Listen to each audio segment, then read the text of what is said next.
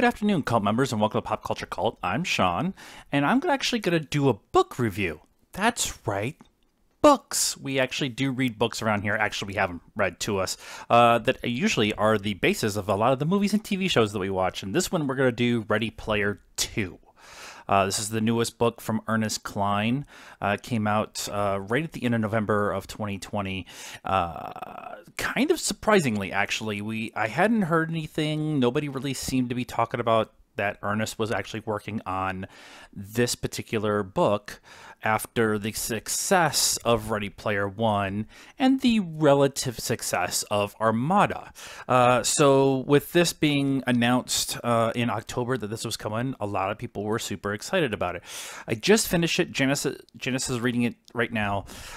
We both did the Audible version of it because it's just easier for us to listen while we're at work. A little backstory. I am in my mid-40s, and so this particular book series is right in the wheelhouse of pop culture stuff for me.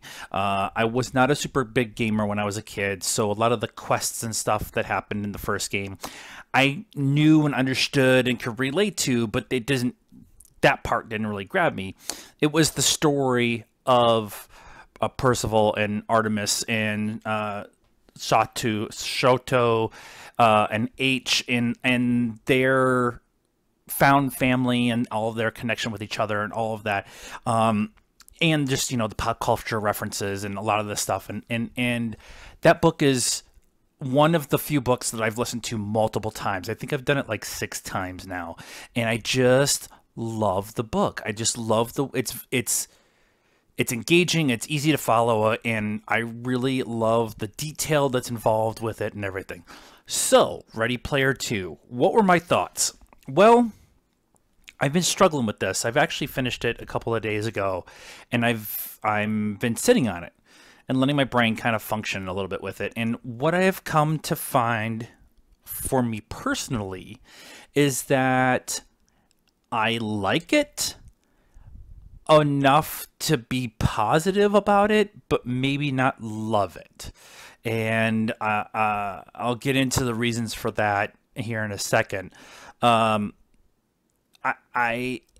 have a weird, I guess, emotional connection with the first book because it was really the first book that I actually sat down and listened to and learned everything about it, or learned about a lot about Ernest Cline and in the background for the book and a lot of that stuff. And I love the movie. I'm one of the few people who can actually take the two different genres and appreciate both of them for what they brought, even though the movie wasn't the book.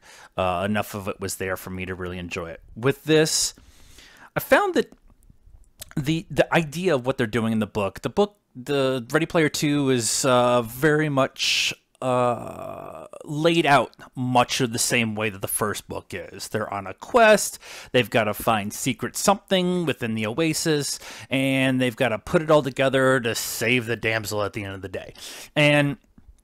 Or to find the damsel at the end of the day, which is kind of what Ready Player One was. And that basic concept, that basic structure, I really enjoy. I really enjoy the idea of hunting and gathering of clues and dealing with things within pop culture and working your way through all that. I really love that concept. The reasoning, I'm trying not to do too much spoilers, but there's going to be a little bit of discussion about why they get to this point, and they have to find the 7 shards of the Siren Song, and that allows them to find what do they call it, MP, within the game, within the Oasis itself, and I love that. I love it. I love that concept.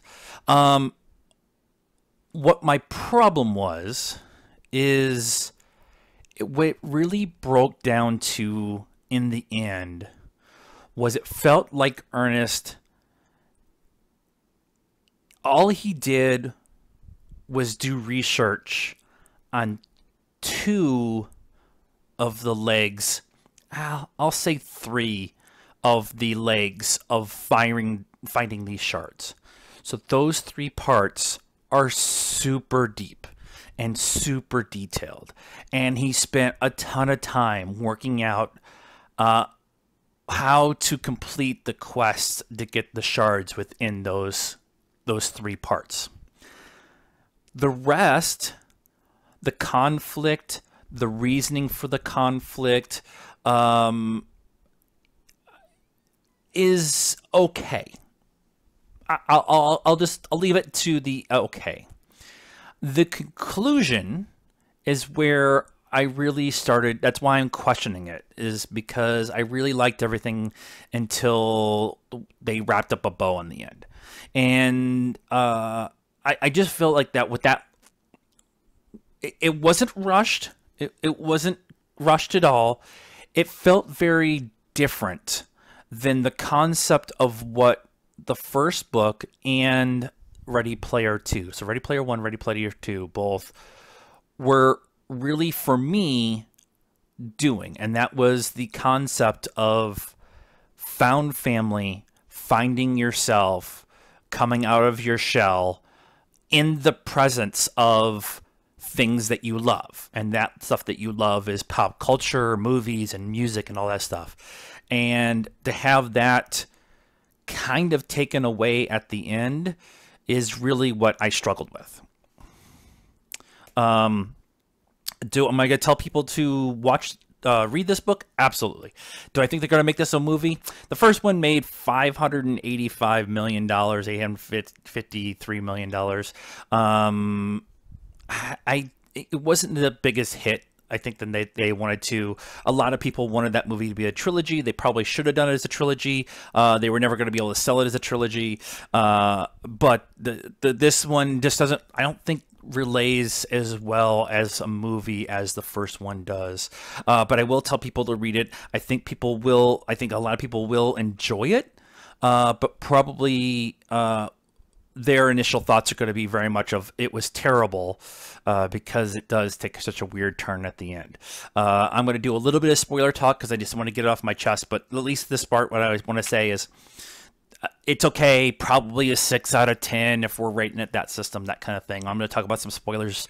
That is the ending here, so thank you for watching up to this point. If not, see ya. So spoilers. Okay, so the last little thing I'm going to talk about here is the details of the ending.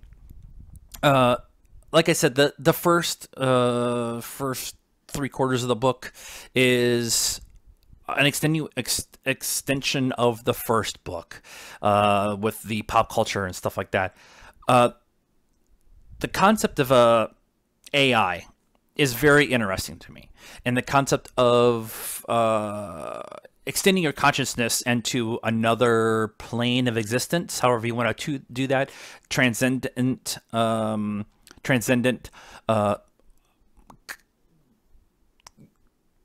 movie itself, like that kind of concept of putting your brain, your knowledge, and everything into a computer, and then you're within the, forever within the computer system, the internet, or whatever you want to do. That concept is very interesting to me.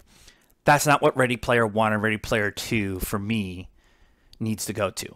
I understand how Ernest got there. I understand how Ernest Cline got there, but it takes away from everything else that he did to say at the end, we made copies of you. You're on a cool little spaceship on an oasis flying in space, and versions of you are going to live on forever.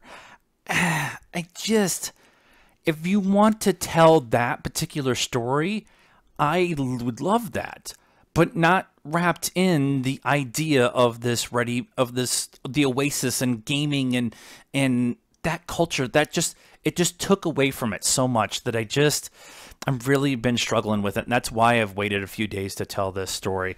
I just wish they would have had a better conclusion. If you want to deal with AI, I can see how you can get AI out of the oasis with MPGs, non-playable characters, NPCs. That's what I was trying to say earlier. but I just, yeah, it just, the ending hit so far off the mark for me that I'm super disappointed in that, and that's why I think that my score is so much lower. I might come back and revisit this when I'm in a different position with that kind of thing, but I just don't know what to do. So I don't know how I feel that. So I don't know. I just don't like the way it ended, and I still want to read stuff from Ernest Cline. I still want to, do more stuff within this world, but for this particular version, I'm not a big fan of it.